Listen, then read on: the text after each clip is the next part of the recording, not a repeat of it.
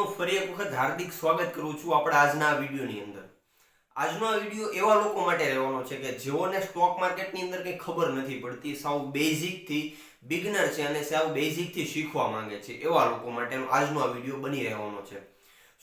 આ વિડીયોને શરૂ કરતા પહેલા તમને એક રિક્વેસ્ટ એ રહેશે કે ચેનલને સબસ્ક્રાઇબ હજુ સુધી નથી કીધું તો ચેનલને સબસ્ક્રાઇબ જરૂરથી કરી લેજો, કારણ કે તમારા થ્રુ અમને આવા જ વિડીયો બનાવવાનું મોટિવેશન મળતું રહે। અને બીજી વસ્તુ કે આવા જ કન્ટેન્ટ જે જરૂરી છે લાઈફમાં શીખવા માટે એ કન્ટેન્ટ અમે તમારા સુધી પહોંચાડી શકીએ। તમારો કિંમતી સમય ન બગાડતા વાત કરીએ આજના સ્ટોક માર્કેટના વિડીયોઝની અંદર બેઝિકથી કે સ્ટોક માર્કેટ એ શું છે, સૌ બિગિનર છે કે જેને કંઈ ખબર નથી પડતી એવા લોકો માટે। તો સૌથી પહેલું આ સ્ટોક માર્કેટ શબ્દ લઈએ, આ સ્ટોક માર્કેટ શબ્દ લઈએ, આ સ્ટોક માર્કેટનું બીજું એક નામ છે એ છે શેર બજાર, જેને આપણે ગુજરાતીની અંદર શેર બજાર તરીકે ઓળખતા હોઈએ છીએ, શેર માર્કેટ તરીકે ઓળખતા હોઈએ છીએ। હવે આ શેર બજારની અંદર આ શેર બજાર અથવા તો આ સ્ટોક માર્કેટની અંદર આ જે સ્ટોક શબ્દ છે, સ્ટોક શું છે, એ બને કઈ રીતે, કોને કહેવાય, એની વાતચીત કરવી છે। તો કે આ સૌથી પહેલું આ શેરનો સાદો અર્થ સમજીએ તો કે શેર એટલે કે વહેંચણી, વહેંચણી એટલે અથવા તો કોઈકને વહેંચવું, સોંપવું, આપવું, એને કહેવાય શેર અથવા તો હિસ્સેદારી। સ્ટોક માર્કેટના શબ્દની અંદર આપણે સમજીએ તો કે આનો એક અર્થ થાય છે વહેંચવું અથવા તો હિસ્સેદારી અથવા ભાગીદારી, એમ કહીએ તો પણ ચાલે, આમાં મારો ભાગ છે એમ કહીએ તો પણ ચાલે।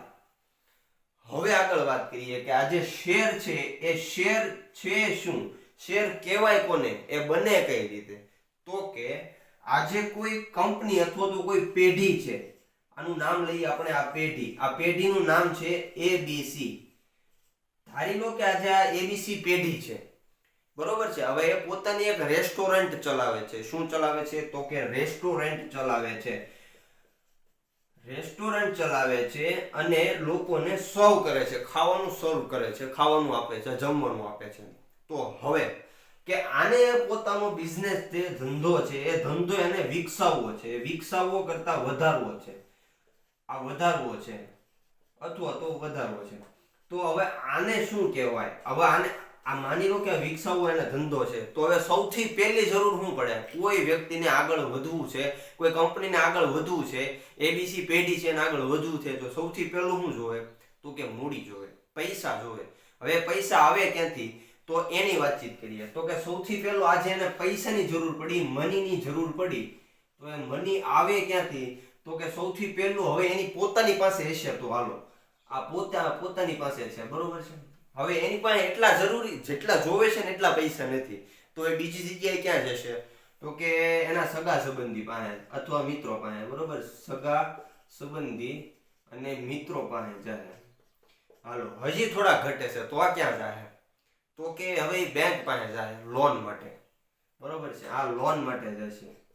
હવે કોઈ કારણોસર લોન જે છે એ લોન એની અપ્રૂવ થઈ ગઈ છે, વાત ચોક્કસ, હાલો એની લોન અપ્રૂવ થઈ ગઈ છે, પણ જેને જેટલી જરૂર છે ને એટલા પૈસા હજી એને ભેગા થયા નથી, તો હવે એ ક્યાં જશે તો કે પબ્લિક પાસે જાય। કઈ રીતે હું તમને સમજાવું કે તમારી પાસે આજે 10,000 રૂપિયા છે, તો હવે એ જાશે ક્યાં તો કે આ પબ્લિક પાસે, બરોબર છે।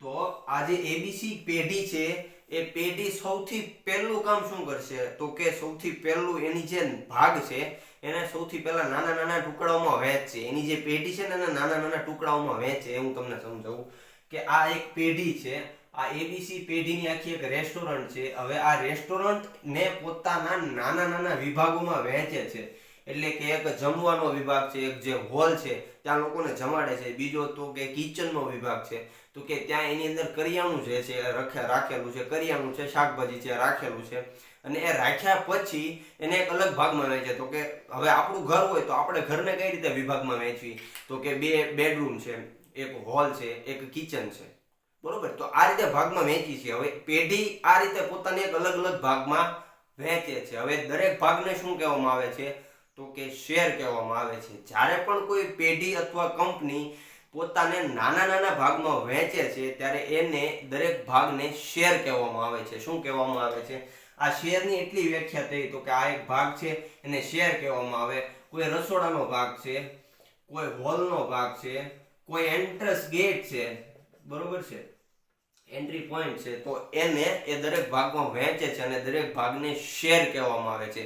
એટલું સમજાવવાનું, એટલું ટાઇટલ ક્લિયર થયું. જો ન સમજાતું હોય, એક્ઝામ્પલ આપવા છતાં, તો તમે મને કોમેન્ટની અંદર કહેજો કે ભાઈ એમડી ભાઈ આ વસ્તુ મને સમજાતી નથી, એનો આપણે અલગથી વિડીયો બનાવશું. એટલી ચોખવટ થઈ તો કે સ્ટોક માર્કેટની અંદર આ સ્ટોક અથવા તો શેર કોને કહેવામાં આવે. હવે હજી આ જ શબ્દને આપણે લઈએ તો કે આ જે બજાર છે એને શું કહીએ આપણે, તો કે માર્કેટ અથવા તો બજાર. એટલે કે શેર. હવે આખો શબ્દ લઈએ, શેર બજારનો આખો શબ્દ લઈએ. અહીંયા આ જે શેર બજાર હું લખું છું, તો હવે આને એ રીતે સમજીએ કે ભાગીદારી અથવા વહેંચણી. ત્રણ શબ્દ લઈએ, ભાગીદારી, હિસ્સેદારી અથવા વહેંચણી. આ ત્રણેયનું બજાર અથવા તો માર્કેટ એટલે કે સ્ટોક માર્કેટ. હવે સમજાયું, એટલું ટાઇટલ ક્લિયર થયું કે ભાઈ હવે સ્ટોક માર્કેટના શબ્દને સમજવો જેટલો જરૂરી છે એટલું જ એને શીખવું પણ જરૂરી છે. એટલું ટાઇટલ ક્લિયર હશે હું માનું છું. જેટલી પણ મારી સમજ છે, જેટલી પણ મારી બુદ્ધિ શક્તિ અને આવડત છે, એટલી સાવ સાદી સરળ ગુજરાતી કાઠિયાવાડી ભાષાની અંદર હું તમને સમજાવવાનો પ્રયત્ન કરીશ. કે અને બીજી વસ્તુ કે એક નાના બાળકને, કોઈ 5મું 6થું ભણતું બાળક જે છે એને સમજાય જાય એવા મારા શબ્દો રહેશે, એવી મારી ભાષા રહેશે. એટલી સરળતાથી હું તમને સમજાવી શકું એટલી મારી ક્ષમતા છે. હવે આ સ્ટોક માર્કેટની અંદર એટલું આપણે આજે ક્લિયર કર્યું કે શેર બજાર કોને કહેવાય, એ શું છે. હવે આ એક કંપની નો હોય, સમજી લો. આ જે એબીસી કંપની આપણે અહીંયા લીધી ને, તો આ એબીસી કંપની છે ને, એક કંપની નો હોય, એક કોઈ કંપની નો હોય, એવી કેટલી અઢળક કંપનીઓ છે. હવે એક ફેક્ટ વસ્તુ હું તમને સમજાવું કે સ્ટોક માર્કેટની અંદર આ જે ઇન્ડેક્સ એ બને છે કઈ રીતે, એની આપણે આગળથી વાતચીત કરશું. પરંતુ આ જે એનએસસી અને બીએસસી જે છે એક્સચેન્જ, એની અંદર 5000 થી પણ વધારે કંપનીઓ લિસ્ટેડ છે. એટલું સમજી લો કે આ એબીસી કંપની જેવી 5000 થી પણ વધારે કંપનીઓ લિસ્ટેડ છે.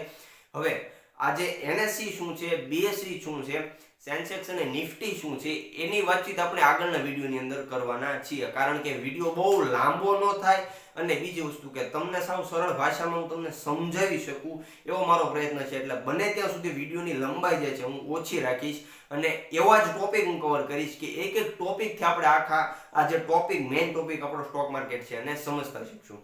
સો આ વિડીયોને છેલ્લે સુધી જોયો એ મને આશા છે કે તમે આ વિડીયોને છેલ્લે સુધી જોયો છે. અને બીજી વસ્તુ કે આજે આપણે જે શીખ્યા છીએ કે સ્ટોક માર્કેટની અંદર સ્ટોક માર્કેટ શબ્દને જ ખાલી શીખ્યા છીએ, એ શું કામ કરે છે એની તો પછી વાતચીત કરવાના છીએ.